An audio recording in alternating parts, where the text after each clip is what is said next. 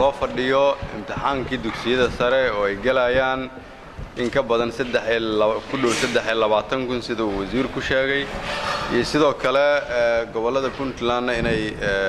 intaas ay ka galayaan in 4,000 oo kale ku dhawaad ama ka badan waa maanta runtii maalin ahmiyad weyn leh in 27,000 oo arday laga soo bilaabo dawlad goboleedka Puntland ilaa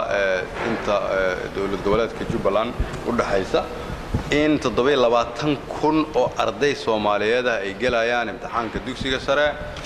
waa tilmaan muujinaysa in dalkeenu uu leeyahay rajo wanaagsan in arday Soomaaliyeed insha Allah kulligood ama intooda badan ay mustaqbalka jaamacada gali doonaan xirfado kala duwan baran doonaan noqon doonaan dhalinyaradii mustaqbalka dalkan hogaami lahayd inay u fadhiyaan imtixaanka aad ayaan ugu faraxsanahay waxbarashadu waa sida kaliya oo aan uga bixi karno dhibaatada dalkan soo ku soo habsatay dhalinyarada oo ah 70% shacabka Soomaaliyeed macnaheedu waxay tahay haddii 70% shacabka Soomaaliyeed ay dhalinyaro tahay wadankani fursad badan ayuu leeyahay dadka Soomaaliyeed iyo madaxda marka waxa muhiim ah inaan xooggeena ugu badan iyo maskaxdeena iyo muruqeena aan gelino sida dhalinyarada aan siin lahayn fursad ay wax ku bartaan uguna abuuri lahayn shaqooyin kala duwan oo ay dalkooda ku horumariyaan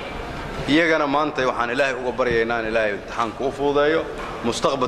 mustaqbalkooda Ilaahay u iftiimiyo ay noqdaan kuwii dalkooda dhibaatada ka saara iyagana waxaan u sheegayaa in ay ogaadaan in mas'uuliyad weyn ay ka saaran tahay dalkooda sida ay dhibaatada uga saari lahaayeen waa inay ogaadaan dhalinyaro iyaga la da'ah inay dalkan soo xoreeyeen keeneenna meel aad u wanaagsan maantana iyaga fursad haysta wasiirka waxbarashada iyo wasaaradda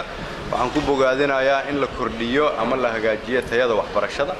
in ardayda loo abuuro fursado ay wax ku bartaan dadka Soomaaliyeed oo dhanna waxaan ku boorinayaa in wiil iyo gabarba caruurteena aan kula dadaalno sidii ay wax u baran lahaayeen waa maadsan